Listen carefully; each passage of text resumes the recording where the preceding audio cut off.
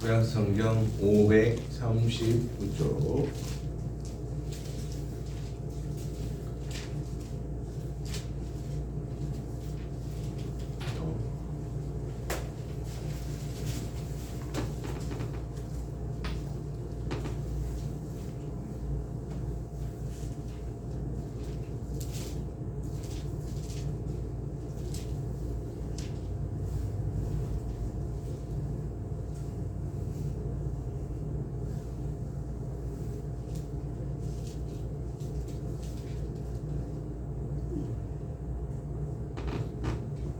잘못 썼구나.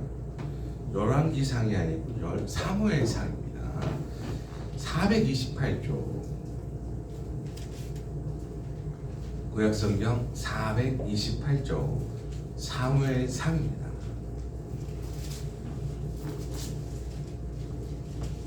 사무엘상 14장 6절에서 10절 말씀입니다.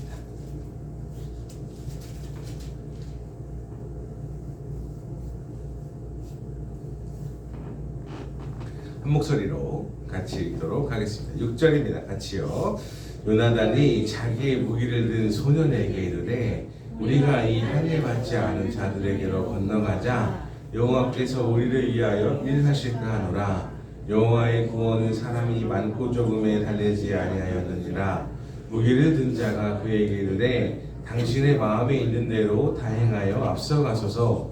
내가 당신과 마음을 같이하여 따르리이다.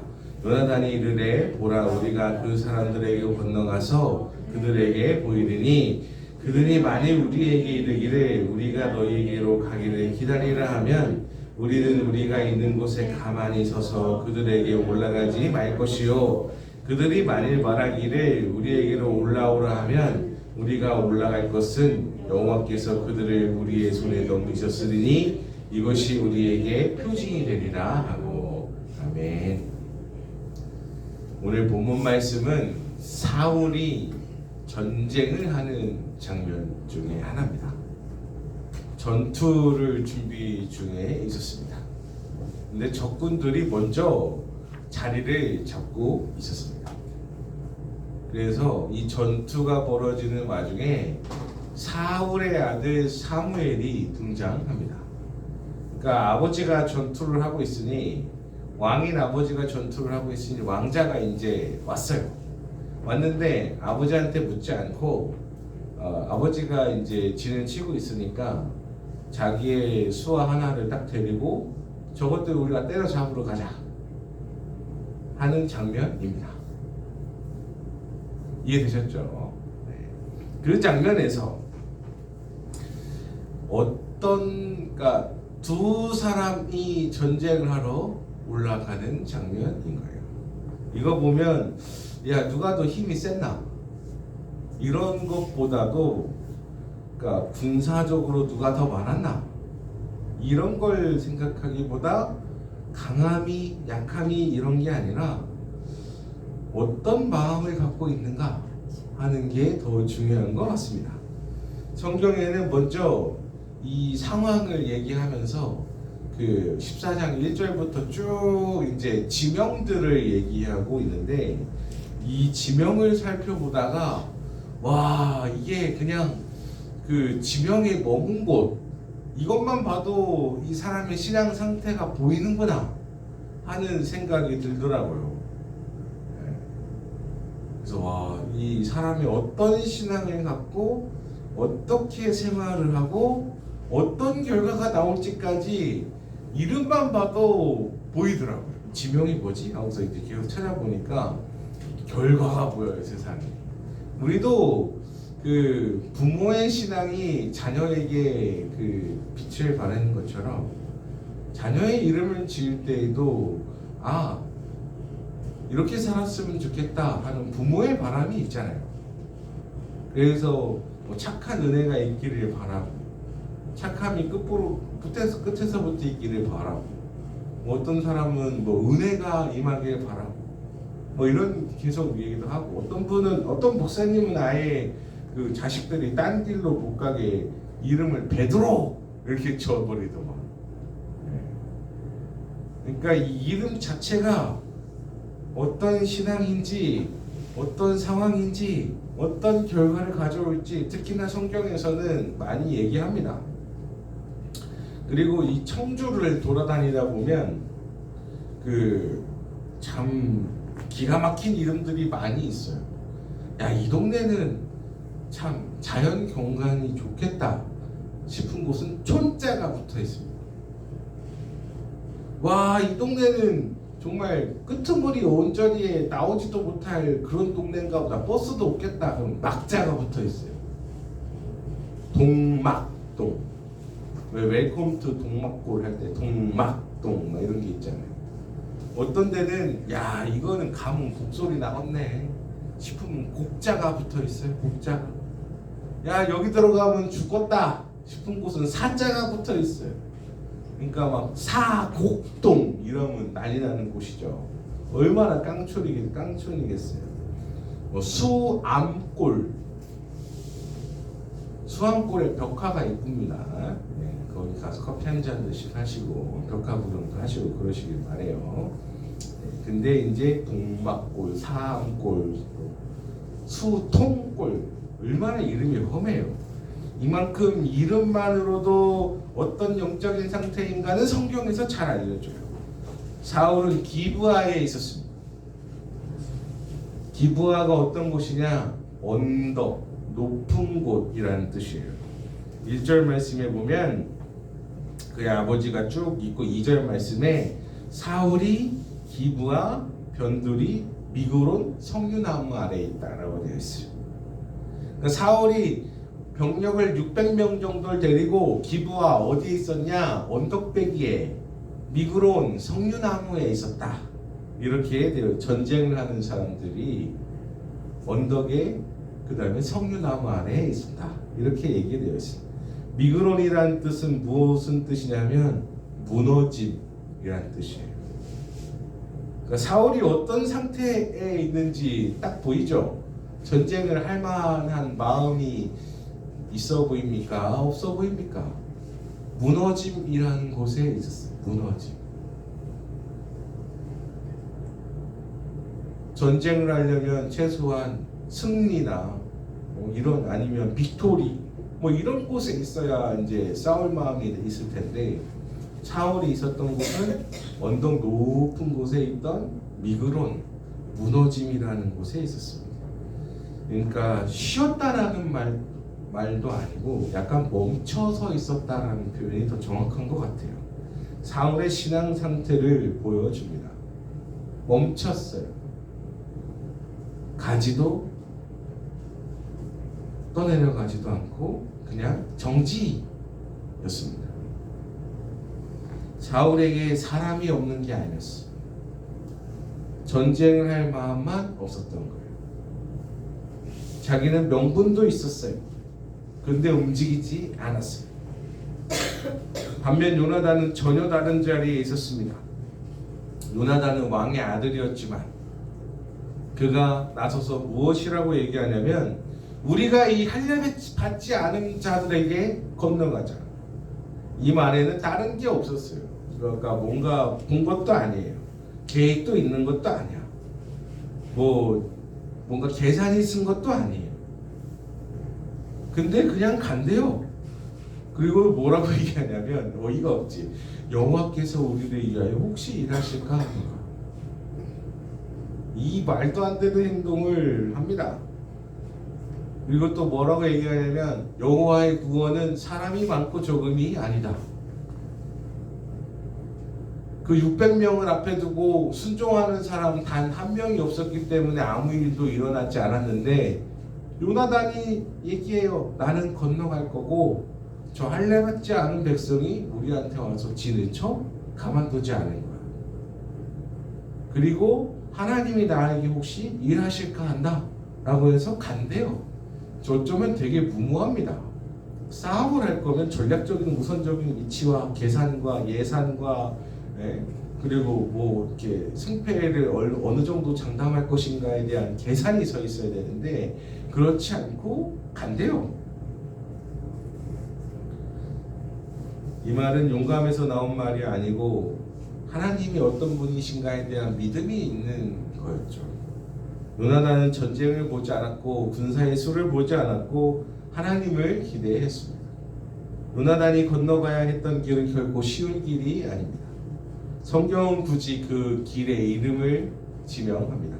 뭐라고 하냐면 왼쪽은 보세스, 그러니까 미끄러운 반짝이는 돌.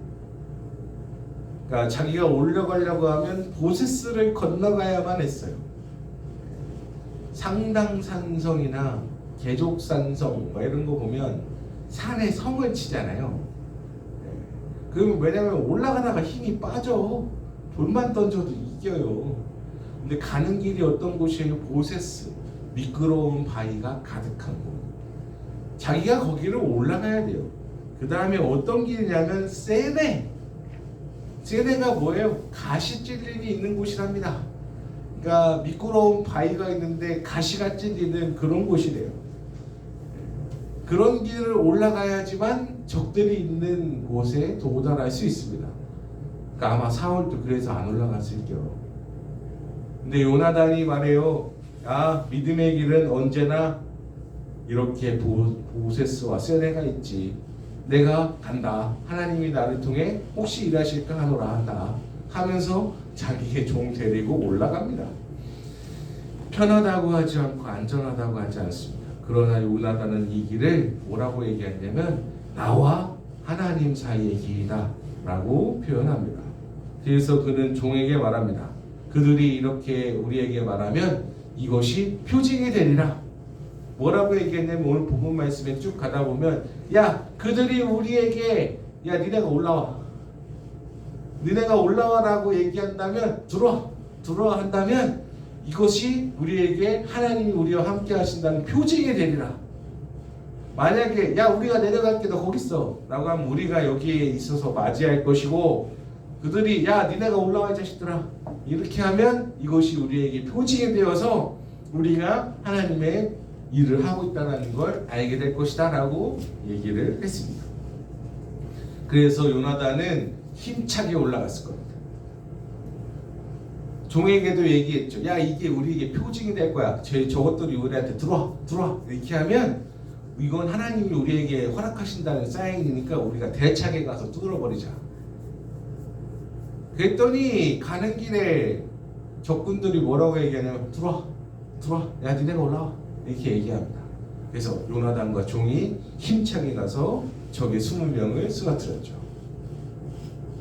그때 땅이 울렸고 아마 기세 일기당천했을 거예요. 2명이 간 게 아니라 수천 명이 간 것 같은 느낌이 들었을 겁니다. 전쟁의 판도가 바뀌었습니다. 땅이 진동했어요. 두 사람이 시작한 작은 움직임이 온 진영을 흔드는 큰 승리로 변했습니다. 이 승리는 요나단의 용맹 때문에 이루어진 것이 아닙니다. 두 사람이 강해서 일어난 것도 아니에요. 이 모든 일의 중심에는 하나님께서 함께 하셨기 때문에 가능합니다. 두 사람이 전쟁에 승리해서 땅이 진동했다? 그냥 이 문장으로만 보면 어쩌면 지진이 잠깐 있었을 수도 있어요. 잠깐 땅이 흔들리는 경미한 지진? 두둥 하는 그런 거. 판이 흔들리는 지진이 있었을 수도 있고, 아니면 그걸 본 600명의 사람들이 우와 하면서 이제 저 두 사람이 저것들을 다 박살내고 있네. 우리도 가자. 왕의 아들이 저렇게 잘하네. 우리도 가자. 이렇게 해서 난리나는 함성일 수도 있고. 여러분, 하나님은 숫자를 보고 일하지 않으십니다. 하나님은 누가 나를 의지하여 움직이는가를 보십니다. 여러분이 머무는 자리가 기브아일 수도 있고 미그론일 수도 있습니다. 어쩌면 석류나무 아래일 수도 있습니다. 편안하지만 멈춰있는 자리일 수도 있습니다. 그러나 하나님은 오늘도 보세스와 세네를 건너는 사람들을 통해서 일을 하십니다. 미끄럽고 찔리고 불안해도 하나님을 신뢰하며 내딛는 그 한 걸음을 통해 하나님이 역사하십니다.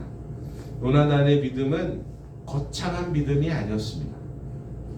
뭔가 위대해 보이는 믿음도 아니었어요. 근데 그가 했던 말 중에 한마디가 이겁니다. 여호와께서 우리를 위하여 일하실까 하노라.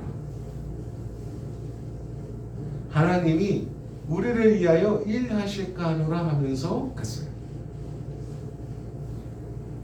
우리 뭐 전쟁을 하자는 얘기가 아니에요. 신앙의 자리에서 혹시 멈춰 있다면 한 걸음 내디디십시오. 후퇴하는 것보다 더 무서운 게 미끄럼입니다. 안주하는 거. 그래서 우리는 어떻게 신앙의 진일보를 이루어갈 것인가 하는 질문에 답을 던져드리면 나만 그런가? 때때로 하나님 저 여기 서 있고요.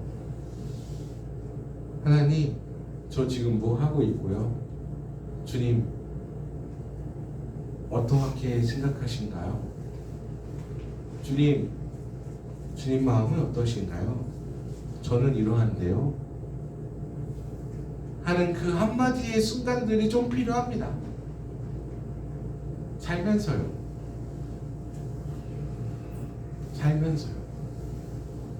주님 저에게 말씀해 주시고 제가 기다립니다. 그 한마디의 순간들이 필요해요. 여러분 혼자 길 갈 때 있죠. 혼자 운전할 때 있죠. 그리고 혼자 생각할 때 있죠. 한가한 시간 있죠. 잠깐 스마트폰 내려놓고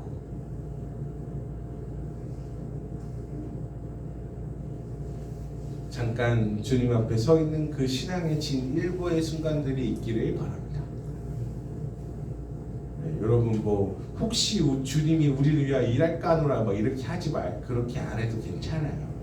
네, 그거는 이제 전쟁의 순간들이었고 여러분은 삶의 전쟁의 순간들에서 하나님을 향한 한마디의 외침들이 기도가 간절히 있기를 주님의 이름으로 축복합니다.